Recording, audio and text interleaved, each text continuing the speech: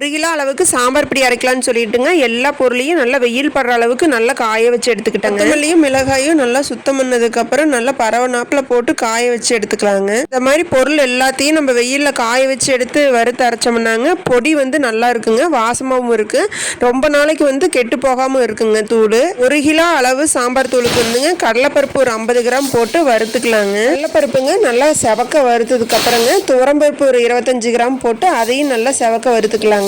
ரொம்ப நேரம் வறுக்கக்கூடாதுங்க, ஓரளவுக்கு செவந்ததுன்னா போகும், அந்த வாசம் வந்து நல்லா வருங்க, அந்த அளவுக்கு வறுத்துக்கிட்டிங்கன்னா போதும். சாம்பார் தூளுக்குங்க துவரம்பருப்பு வந்து நல்லா வாசமாக இருக்குங்க. புழுங்கல் அரிசி வந்து ஒரு 25 கிராம் எடுத்துக்கிட்டாங்க. இது நல்லா செவக்க வறுத்துக்கலாங்க. இதுக்கு பதிலாக பச்சரிசி கூட போடலாங்க, ஆனால் புழுங்கல் அரிசியும் நல்லா இருக்குங்க. கருப்புளுந்துங்க ஒரு 25 கிராம் அளவுக்கு எடுத்துட்டேங்க. இதில் வெள்ளை குண்டுளுந்தும் எடுத்துக்கலாங்க. பொட்டோட போட்டு அரைக்கும் போது அது வாசமாக இருக்குங்க சாம்பார் பொடிக்கு. இந்த உளுந்து வந்து நல்லா செவக்க வறுத்ததுக்கப்புறம் அதையே எடுத்து வச்சுக்கலாங்க. வெந்தயம் 20 கிராம் அளவுக்கு எடுத்துக்கிட்டேங்க. வெந்தயம் வந்து அதிகமாக போட்டோம்னா சாம்பார் தூளுக்கு வந்து கச்சரடிக்கிற மாதிரி இருக்குங்க. வெந்தயம் வந்து சீக்கிரமாக வறுபட்டுருங்க. மிளகு ஒரு 25 கிராம் அளவு எடுத்து நல்லா வறுத்துக்கலாங்க. மிளகு நம்ம அதிகமாக போட்டோம்னாங்க ரொம்ப காரமாக அடிக்கிற மாதிரி இருக்குங்க. ஆல்ரெடி நம்ம மிளகா போடுறதுனாலங்க மிளகு வந்து ஓரளவு கம்மியாக போட்டுக்கிட்டிங்கன்னா கூட போதுங்க. சீரகம் ஒரு 25 கிராம் எடுத்துக்கலாங்க. இது ரொம்ப நேரம் வறுக்க வேண்டாங்க, சீக்கிரமாகவே வந்து வறுபட்டுருங்க, நல்லா படப்படன்னு வெடிக்க ஆரம்பிக்குங்க, அதுக்கப்புறம் எடுத்துக்கலாங்க. கடுகு 20 கிராம் அளவு போட்டு அதையும் வறுத்துக்கலாங்க. கடுகு வந்து சீக்கிரமாக வறுபட்டுருங்க. இது வந்து கலரும் மாற ஆரம்பிக்குங்க, கடைசியாக பார்த்தீங்கன்னா இந்த கலரில் வர ஆரம்பிச்சிருங்க. கொத்தமல்லி வந்து ஒரு 1/2 கிலோ அளவுக்கு போட்டிருக்குறோங்க. நம்ம வறுத்த எல்லா பொருளையுங்க ஒரு டைம் நல்லா கிளறி விட்டுறணுங்க, இல்லைன்னா வந்து ரொம்ப ஹீட்டாக இருக்கிறனாலைங்க வேத்து போன மாதிரி இருக்குங்க. நம்ம இங்கே வறுக்கவே அந்த பக்கமே நம்ம கிளறி அடுத்தடுத்து கொட்டிடுறோனுங்க.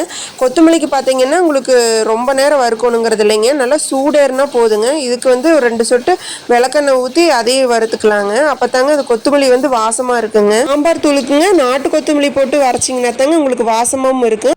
2 கப் அளவுக்கு கொத்தமல்லி போட்டிங்கன்னா உங்களுக்கு 2 சொட்டு அளவுக்கு நீங்கள் விளக்கெண்ணெய் ஊற்றி வறுத்துக்குங்க, அப்போ தாங்க வாசமாக இருக்குது. ஒரு கைப்பிடி அளவுக்கு கருவேப்பிலை போட்டுங்க நல்லா வறுத்துக்கலாங்க.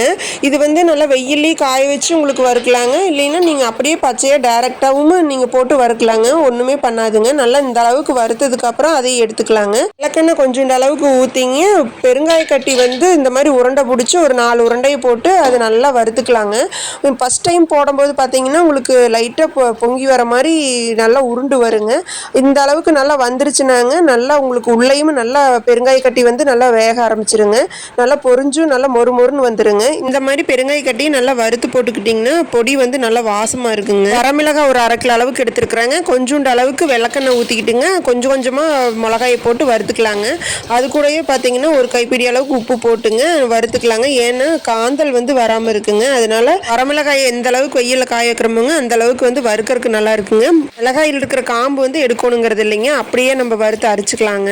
வறுத்த எல்லா பொருளையும் நல்லா ஆற வச்சுட்டுங்க அதுக்கப்புறம் நீங்கள் கொடுத்து அரைச்சிக்கிட்டிங்கன்னா பொடி வந்து நல்லா கெடாமல் இருக்குங்க, வாசமாகவும் இருக்குங்க. இந்த மாதிரி நல்லா அரைச்சிட்டு வந்ததை வந்து நல்லா ஒரு பாத்திரத்தில் நல்லா இப்படி அகலமான பாத்திரத்தில் போட்டுங்க நல்லா கிளறி விட்டு ஆற விட்டதுக்கப்புறம் நீங்கள் எடுத்து ஸ்டோர் பண்ணி வச்சுக்கிட்டிங்கன்னா உங்களுக்கு கெடாமல் இருக்குங்க. எத்தனை மாதம் ஆனாலும் உங்களுக்கு வந்து பூச்சி பிடிக்காதுங்க. நான் சம்பளத்தில் தாங்க நான் எப்பவுமே போட்டு வைப்பேன், ஆனால் சம்பளத்தில் வந்து பூச்சி பிடிக்கிறது இல்லைங்க. நம்ம எந்த அளவுக்கு வறுத்து அரைக்கிறோமோங்க அந்த அளவுக்கு வந்து பூச்சி வந்து வராமல் இருக்குங்க. அப்புறம் நம்ம அரைக்கிறதுக்கு முன்னாடி நம்ம வெயிலில் காய வச்சிடறோம் இல்லைங்க, அதனால வந்து பொடி வந்து நல்ல வாசமாகவும் இருக்குதுங்க, பூச்சி எந்த வண்டுமே இதில் வராமல் இருக்குங்க. இந்த மாதிரி சம்பளத்தில் போட்டுங்க நல்லா அமுத்தி விட்டு மூடி வச்சுட்டிங்கன்னா அப்படியே இருக்குங்க, எந்த பூச்சியுமே வராதுங்க. இந்த அளவில் பொடி அரைச்சி வச்சுக்கிட்டிங்கன்னா ஒரு 6 மாதம் அளவுக்கு நம்ம பொடி வாங்கணுங்கிறதே இல்லைங்க. கையில் வாங்குற சாம்பார் தூள் மாதிரியே நான் இந்த டைம் அரைச்ச சாம்பார் தூள் வந்து நல்லா வாசமாக வந்துருச்சுங்க.